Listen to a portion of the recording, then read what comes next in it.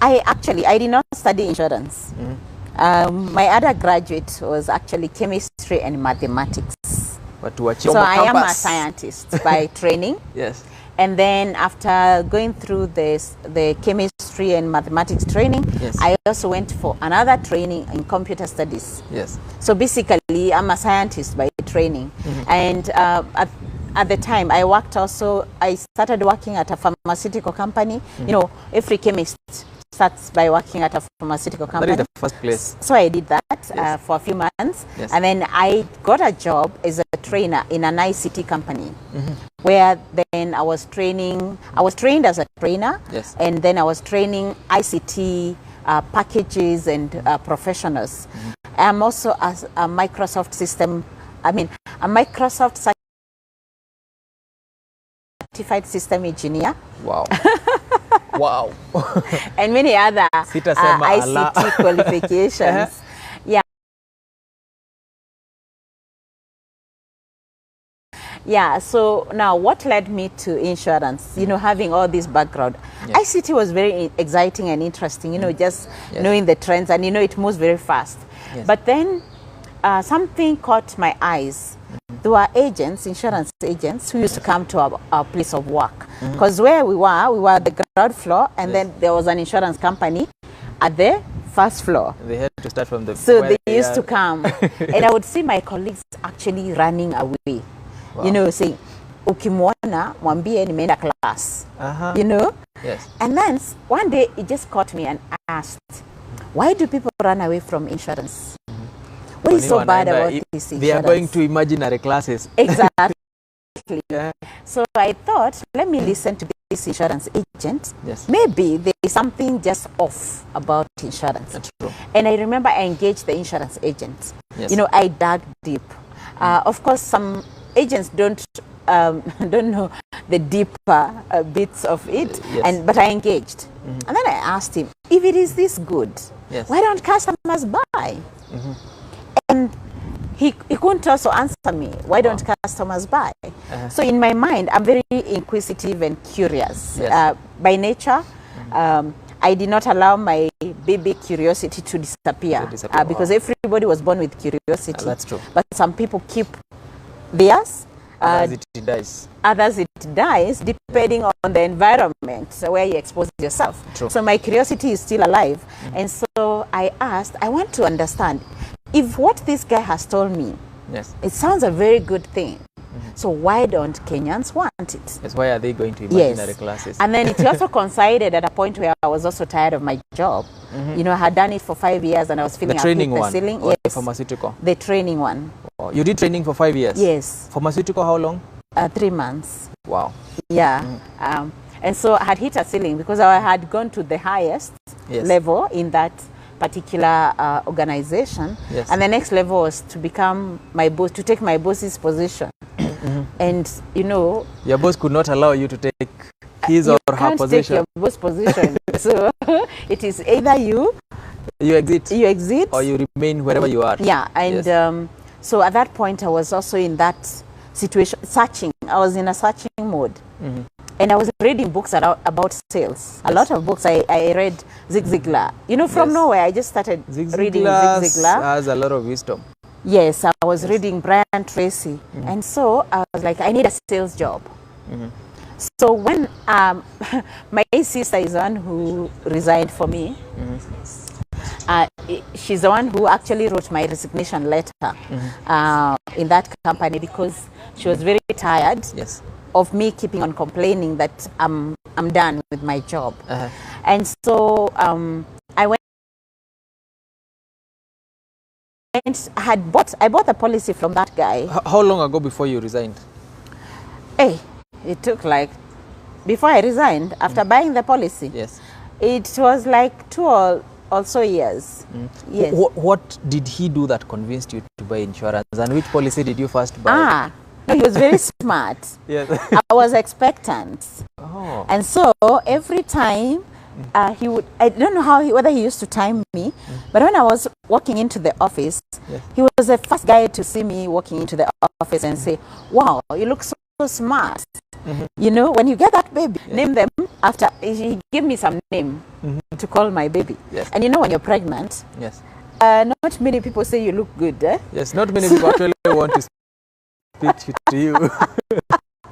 But this guy always affirmed me every morning. But you see, he also saw a client. It was evident. I didn't you know needed that. insurance. I did not know that he saw a client. Yes. All I knew is that he saw I was beautiful. Wow. Yeah, and so, and we started talking this conversation of, you need to take insurance for that baby. Yes.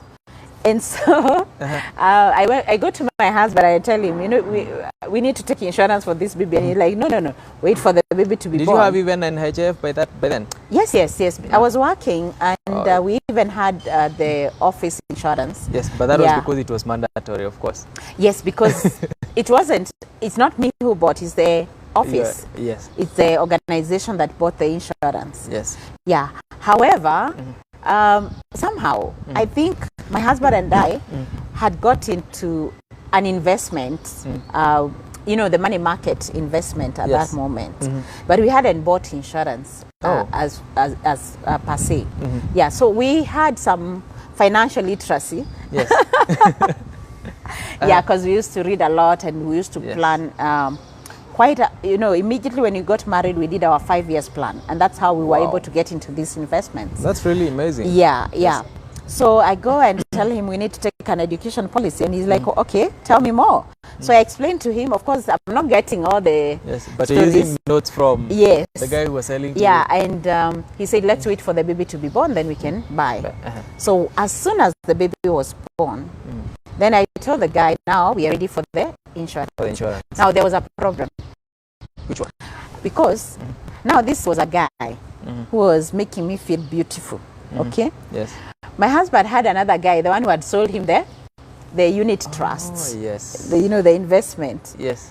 And now how do I go and tell my husband that we buy from this guy, this other guy. Yes. and not this other guy? And you share the same office building. Yes. Yes. Now my husband knows the other guy very well. They are friends. Yes. Now me, I'm introducing another friend. So I was like, you know what? I can't do that. But I don't know why I didn't want the other guy to benefit. So I looked for a neutral person who was a lady. And I told her, come and I want to buy insurance. Okay. So that's how my guy lost my business. And anyway, the other guy got business from your husband. Yeah, and if you, I'm sure you've read my book, and Yes, I have given that example of when customers don't buy, not because you're a bad salesperson, but because there are other dynamics. That's true. You know, they may not be the decision makers, or they may not have the courage to discuss with their decision makers. Yes. Yeah. Wow. So you bought this insurance. You're in the process of resigning your job. Yes. Tell us about that. So I had bought this insurance, I had paid for like a year, and now I've decided to resign. So my question is, what do I do with this insurance? Because it means I had committed a monthly payment. Yeah. So what do I, and that was on my payslip because we agreed with my husband, it was me to take that. Yes. Yeah. So how do I continue? Now I will not have a job, remember? Yes. And that means I don't have money. And so I went to now the company. Yes. And when I went to the company, I found the manager. And I asked him, okay, what do you do to people who don't have jobs? And they have taken an education policy. And he told me, we have jobs here. And you give them jobs. Yeah. So that was the answer. And I asked him, what do you mean? No. What do you mean you don't have a job? Have you ever considered selling? I'm like, yeah, I've been reading books about selling and I'm actually looking for a sales job. But not insurance. Why were you not looking for an insurance job? Because I thought selling insurance was very difficult. And actually that's what he asked me, why can't you sell insurance? And I told him it's so difficult to sell insurance. And he told me, how did you buy? I told him I knew what I wanted. I went for it. Of course, that was not entirely true. Yes. At least somebody was because really somebody pushing. made me, there was a relationship that was built by someone. And that's what I keep telling you, Kimani. People do not buy products. They buy you. People. Yes. Yeah. So first of all, you have to be the person that can be bought. Yes. you know, and then now they can listen to you about whatever else that you are talking about. Yes, you are talking about. So, and he found a way of convincing me and telling me. He actually came up with, he showed me a list of people who are working, who are selling insurance. Yes. He told me, all these people are not even graduates. And look at the amount of money they're earning. And I was like, And you hear a graduate with 5 years working experience. Yes. Yes. And I'm like, wow. And they're earning more than what I was earning. And I told him, okay, fine. I have only one issue. Are you willing to talk to my husband so that I can start selling insurance? Yes. Yeah. And what did he say? He said, yes. Apparently, this manager was the one who had sold the unit trust to my husband. Oh, so they were friends. They knew each other. Yes. Yeah. So he said, I'll talk to him. Of course, he tried, he couldn't. I told him, I know my husband, I'll talk to him. How receptive was he? You see, my husband at the time did not imagine me selling insurance. Because he asked me, he actually told me, no, you can't sell insurance, not in my house. Because he's like, how do you start hawking this thing in the offices? And then it was a long conversation. It took months of convincing. And when he agreed, he told me, don't come and sell in my office. That is interesting. You go sell insurance anywhere, but don't sell in my office. Yes. So imagine now, it's like I'm being banned from getting to the office because Nikigia, I'll have to talk about my insurance. Yes, and people have to know that you are his wife. Yes. And you're selling, insurance. He could not associate with those two. Wow. Now, the worst was my dad. I told him, now, I've stopped my job. I'm selling insurance. He told me, remember, you have no job. Always remember you have no job. So there was a lot of stigma. And so my question, why do people hate insurance so much? So I got into this with that question. I am still trying to answer that question up to date. Until today. Yes. How many years later? 8 plus 4, 12 years later. I'm still seeking answers. You convinced people that you're going to sell insurance. You sold it for 8 years and then you started Bismart. I actually sold it for 5 years. And then I knew when I became among the top sales agents in the AKI, Association of Kenya Insurance. Yes. And I knew now, at least I've figured out part of the question. Yes, the answer. Now I needed the answer on the other side. I wanted to work in the operations of insurance. And so I went to my bosses and I told them I need another job. And that's how I got the country sales manager job. Wow. Now, in microinsurance. Just a comma there. I know there's a sales person here in insurance who wants to know how they can grow their career from, maybe it's someone who is considering getting into insurance or somebody who is already selling insurance. But they're wondering, how do I build? I mean, Eunice, your career is very impressive. In 5 years, you are like, you became a country salesperson. And you are among the top in AKI. How did you do it? They want to learn from you. Oh, that's a very good question. So, as I said, the first 3 months were very difficult. Nobody bought. How many people did you approach? Now, look. When I went for training, I was told to have 100 prospects bank. These are leads, 100 of them.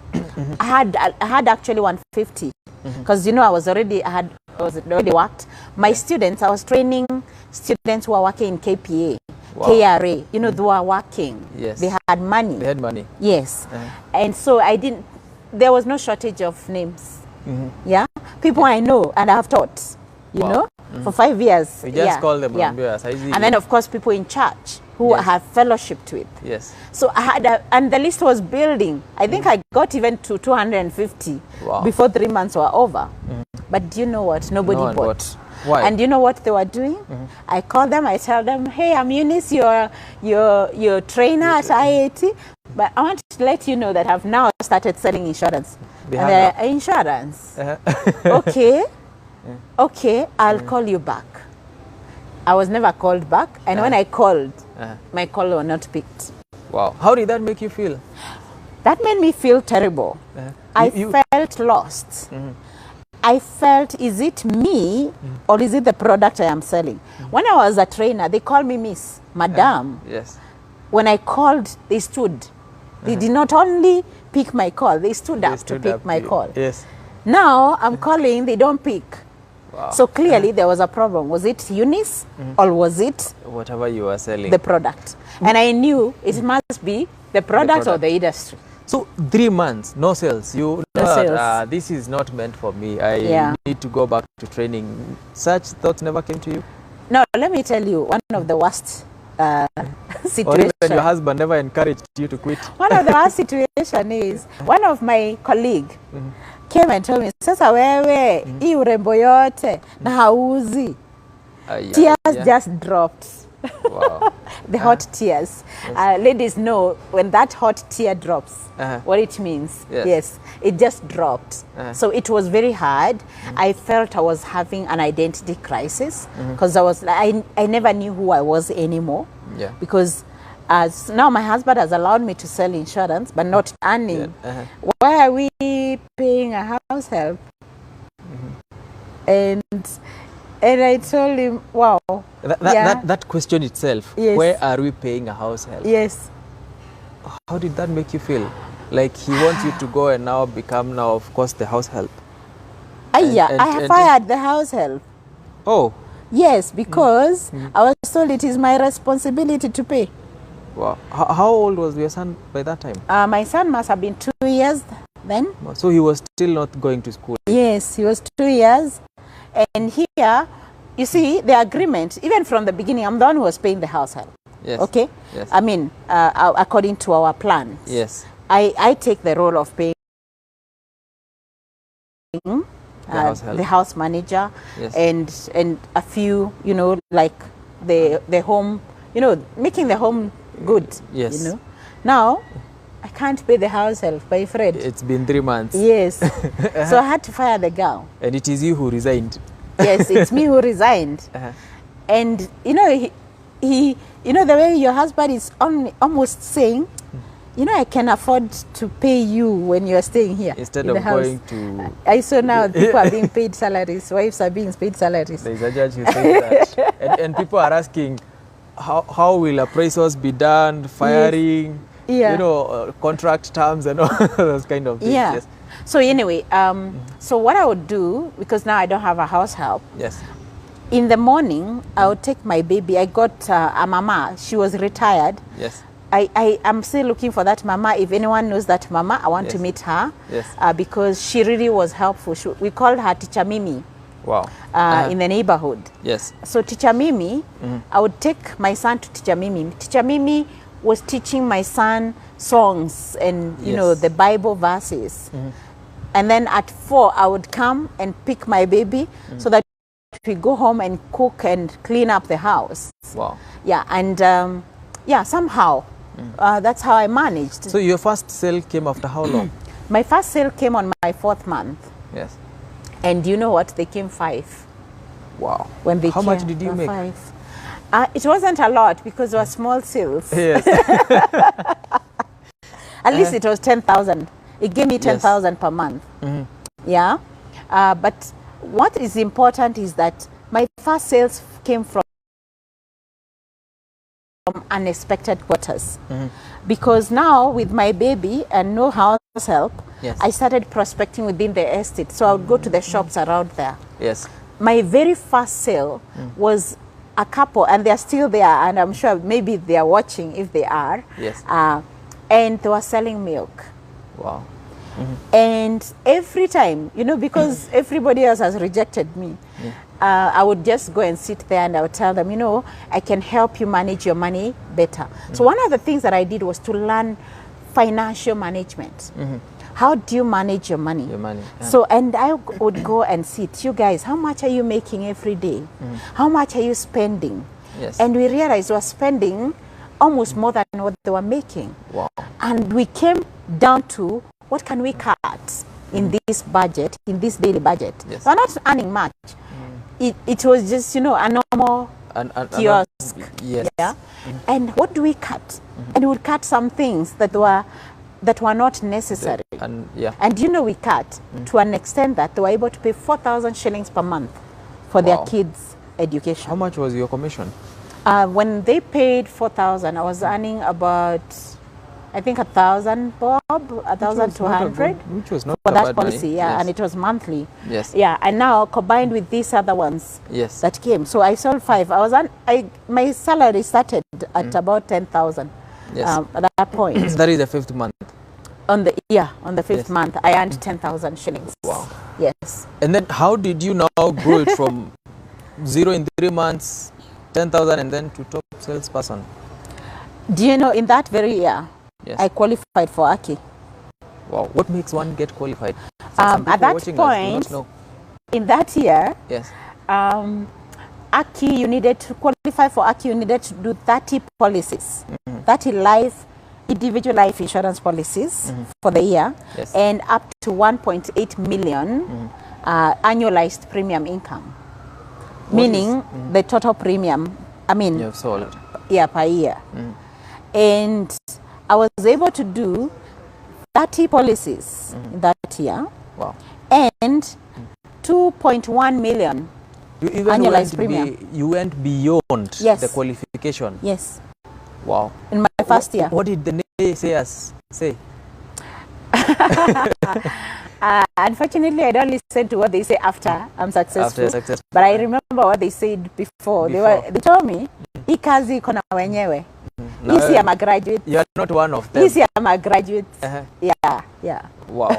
So now you qualified for Aki, and now because of time, please take us through Bismart. When you decided now it's enough, let me do my own innovations. And I know Bismart, there's a lot of smart product and innovations that you're bringing on board. Yeah, so we'll skip all the other parts and go to why did we start Bismart? Of course, that is the reason people should buy your book. So for the other stories, please look for Sell Me This Pen. Do you have it in your bag? It's a book. No, I did not remember to carry it. We'll share it through.